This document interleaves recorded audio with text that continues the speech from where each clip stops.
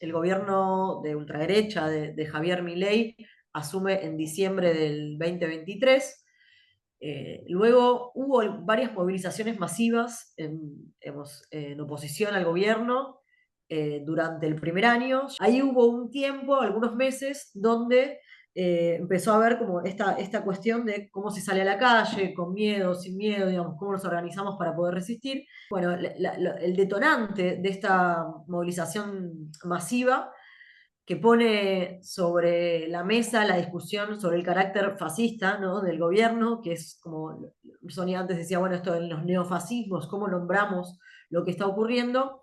Esta marcha del 1 de febrero tuvo esta ocasión, ¿no?, de poner una palabra en el repertorio de la discusión política y de la organización que no estaba allí.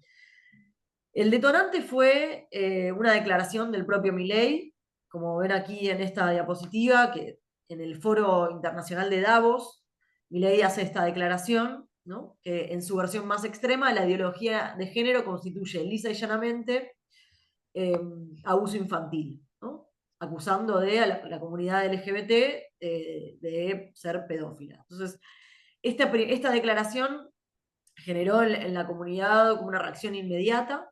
Esto fue a fines de enero.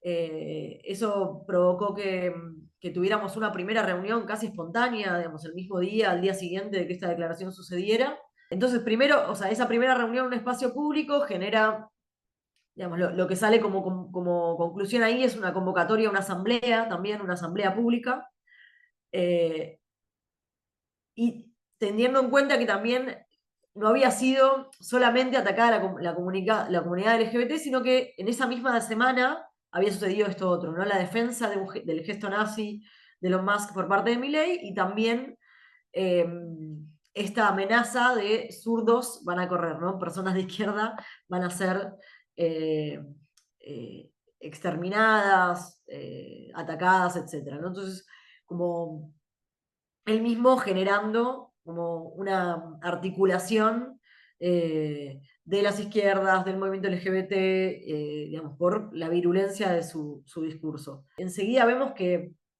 esto no era una cuestión de minorías, ¿no? Como esta convocatoria a asamblea fue masiva, o sea, se hace una primera reunión espontánea y luego una convocatoria un sábado, una asamblea donde se acercan más de 5.000 personas. Ahí, digamos, nos da el termómetro de que nuestra convocatoria y el nombre que se le había puesto, ¿no?, que fue convocada como Asamblea Antifascista, Antirracista LGBT, generaba un apoyo, ¿no? Y eso, digamos, fue de alguna manera una buena sorpresa, porque los analistas, etcétera, venían como intentando bajar la forma en la que nos referimos a este gobierno. Entonces, esta convocatoria da esa fuerza de decir, bueno, acá hay una forma de nombrar lo que está sucediendo que tiene resonancia y que está funcionando. Existen solo dos géneros, fascistas, antifascistas, ¿no?, que es una frase, dicen que la dijo Butler en algún momento, no sé exactamente de dónde viene, pero se popularizó así, también para poder convocar, bueno, a esto, ¿no?, a una amplitud, como decía también Victoria, de ampliar, ¿no?, de una convocatoria que nace desde el activismo LGBTIQ+, de los sectores feministas, transfeministas, pero se amplía rápidamente. Allí esto tomó una escala federal también, como acá una articulación federal muy rápida, donde la dinámica de la asamblea es replicada en distintos sectores. Hay un articulado, digamos, acá hablo también del acumulado de articulaciones y esta gimnasia asamblearia que viene un poco del movimiento transfeminista de los últimos años, de estas convocatorias, asambleas, donde digamos, coinciden o conversan distintos sectores, ¿no? Acá también la participación del sector sindical fue muy importante, digamos,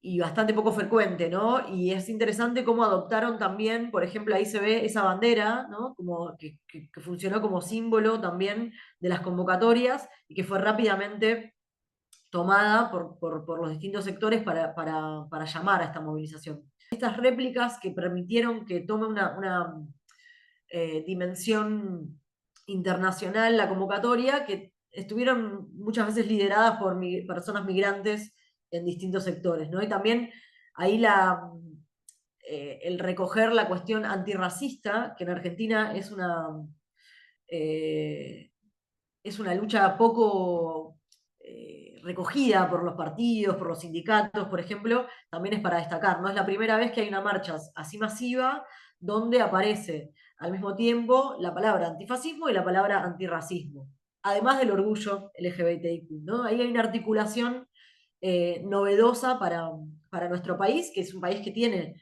mucha dinámica de movilizaciones masivas. O sea, lo masivo del primero F no es lo novedoso, sino que lo novedoso es esa articulación y las palabras con las que se articularon sectores que no suelen, digamos, organizarse a través de estos significantes, ¿no? Es una movilización muy colorida, fue una movilización muy alegre también, donde eso sí también se giró un poco la forma en la que se estaba saliendo a las calles, ¿no? Como la intención, y eso es un aporte, creo, del movimiento tanto feminista como el movimiento LGBT, de habitar la calle de una manera alegre, ¿no? De una manera donde pudiéramos también quitar el miedo de la organización, o sea, el miedo a salir a la calle o el miedo a organizarse. Que esta movilización del primero F lo que genera es una grieta y un hiato en esa conversación, y la posibilidad de decir, no, acá hay una demanda masiva y una articulación masiva que tiene ese carácter, ¿no? Y que sigue siendo un poder de convocatoria y de organización alrededor de esta defensa de los derechos transfeministas, LGBTQ+, antirracistas, ¿no? Entonces, correrlo de la demanda de minorías y pasar a la discusión sobre cómo esta articulación es una articulación de mayorías.